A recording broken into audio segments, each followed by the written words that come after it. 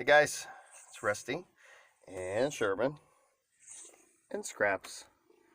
We're all just chilling here after a day of work, and it's not terribly cold. It's like right at freezing, I think. Actually, it's been raining, and finally turned to snow here a few hours ago, and it's finally starting to ice up on the roads.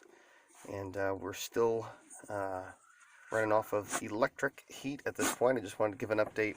We're getting ready to switch over to our diesel heater. We bought one off of Walmart's website, actually. Just like a Chinese-made diesel heater, one of the cheap ones. We're going to give it a shot and see what happens. But currently we're on our 1500 watt electric heater, which is working fine. Does the trick. Its only downside is it doesn't move the air very well throughout the cabin here. It's low RPM fan and just a typical 4-blade rotary bent blade fan, so it doesn't push a lot of air. It's where I need it to be. It kind of aims directly, and forgive the lighting, but we're doing this at night tonight since it's dark outside, but the bed sleeping area is here. Kind of, excuse the dog, kind of aims in the general direction of where we want it to be warmest in here, and where I want it to register the temperature because the thermostat's inside of it. Pretty basic manual type thermostat, non-electronic, which is going to be a nice upgrade to have. So my biggest issue, basically, my two biggest issues, was one, cost of electricity, which usually isn't a problem if I'm running the generator, which I have, which runs this fine, but you know, running off of city electric, I don't really like to do that. So we're going to switch over to diesel, and the second large advantage to that is that it has a digital as opposed to an analog or manual thermostat, and digital temperature sensor basically built into the control unit. So that's the heater. That's the 10-liter tank that came with it in the background there, and this is the 5-liter tank that I bought separately.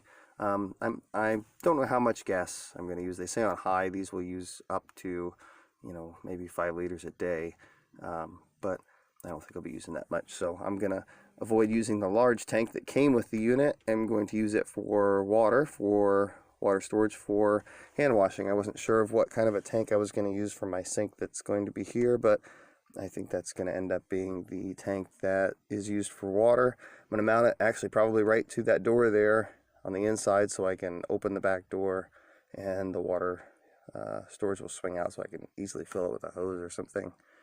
This will be affixed to the van, so that'll be kind of my one that I fill with the hose. It's got a little more water. It's you know, just for washing dishes and my hands and things. So but this will be the one that's used probably for the diesel heater. As long as it works well, I'll probably stick with that smaller size one. But anyway, I was going to mount it kind of down here underneath this storage unit that I've built here, my kind of working space, cooking space, etc. But the problem I'm having is that right where I want to run it, the frame runs underneath, and so I was going to run it on its side. But anyway, they basically suggest not doing that because of the burning.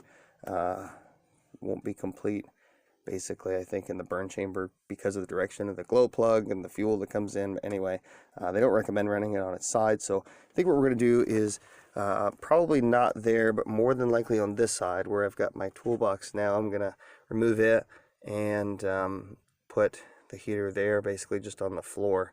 It's got a hose to move the hot air to where I need it to go, but I think this actually might be pretty sufficient. Cold air kind of back from that corner sucking in, and the hot air coming out here I think will work pretty well. So we're going to try that and see what happens. But I wanted to give a little preview video of where we're at now, and a little before the install shot. So we'll be putting it in hopefully the day after tomorrow, and we'll give you a little update of how things are going. But there's probably been a few updates.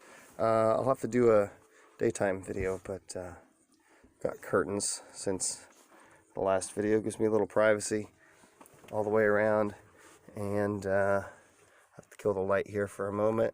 I can't, I guess, while I'm recording, but anyway, I've got my lighting, temporary lighting at least, in there. It gives me sufficient lighting at night here.